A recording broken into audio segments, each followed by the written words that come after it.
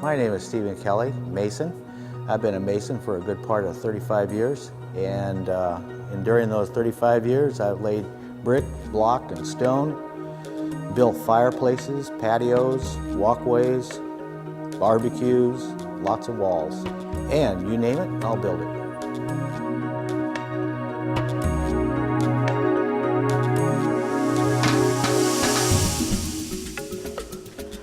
Okay, the first thing we're going to do today is we're going to give you a layout on the tools that you're going to need to do these projects. Number one is your wheelbarrow. It doesn't have to be as big as this, but this is what you're going to mix your mortar in, so get something close. And if you don't have one, you don't want to pay the money for one, go down and rent it. Second is a flat point shovel, like this. Get them in all the material yards.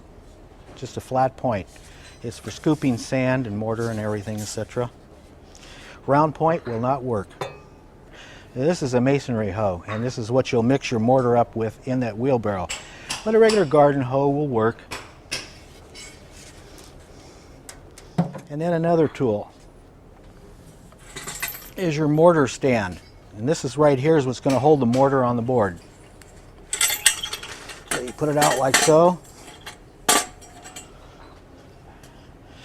You get yourself a piece of 1/2 inch or 5/8 plywood. It can even be 3/4, and at least 2 foot square. And this is what it'll look like. Put it on top of that. This is what you're going to take your mortar out of the wheelbarrow, and you would be putting it on here. So let's start with my 4-foot level. It's an American made, it's wood, it's very expensive. You'll probably not want to go this way, but it's very necessary in building. And I'll show you what you can do if you don't want to go to the expense of like $50 for a level. You can go down to one of the hardware stores and get this little guy right here. It's out of plastic, it'll work just fine. And take a 4-foot board or so, and you can put your little level on it, and you can use that as the level. So therefore you got 4 feet. And next we'll start out with a good masonry trowel. It's about 11 inches long and about 4.5 inches wide. Very necessary. Go down to the material yard, find one that fits your hand that you feel good with, and that'll do you. Next is margin trowels. They're small ones like this. This is good for pointing, tuck pointing, and another little square one right here. As we go through the jobs, you'll see how necessary they are. Right here we have a concave joiner. This is very necessary, and what we'll use this for is joining after we've laid the blocks and the brick and etc. You should use it for joining. It's called a concave joiner. And this one right here is a rake joiner, and you just use it to rake the joints out. I'm sure you've seen that. Later on we'll show you how to do it. And we have a brick hammer. This is really necessary. It's about like so. Go down there, find one that fits your hand, pick it out because you're going to need it when you start doing your masonry work. And a little sledgehammer like this. It's a 3-pounder for putting in stakes and etc. Maybe breaking some stone. Works good. And then a chisel, a 4-inch chisel. This is necessary. And then there's also an 1.5 inch and a 2-inch. But I like these two right here. Go with a nice little square like this. Fits in a bucket. It's very necessary when you want to make a square on something if you wanted to square off with a pencil. Next we're going to go with a carpenter's pencil. They're about 8 inches long and they're flat. They have a lot of lead in them, so this is a very, very important tool to have. And crayons. You can get them in different colors, blue, yellow, red, etc. for making marks and stuff like that, especially on block. This works good.